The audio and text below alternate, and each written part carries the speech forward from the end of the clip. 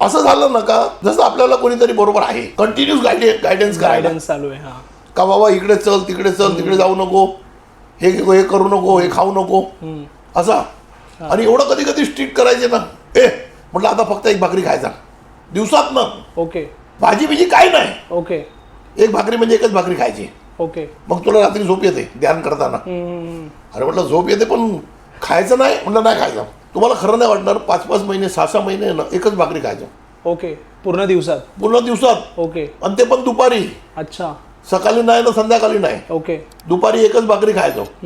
आणि त्या भाकरी बरोबर पण काय नाही का आपण भाजी का दाल काय नाही, नुसती भाकरी. ओके. खरोखर म्हणजे फकीरच बनवून टाकला होता मला. जसं का फकीर भिक्षा मागायला गेला, एक भाकरी भेटली का तो एक भाकरीत राहतो, पूर्ण दिवस काढतो. ते मला त्यांनी हे करून टाकला. मला वाटलं आता उद्यापासून आहे ना तुला एका दिवसात एकच फळ खायचा, एकच फळ. आणि जो भेटला का तो खायचा, म्हणजे तू स्वतःच्या मनाने नाही घ्यायचा. अच्छा.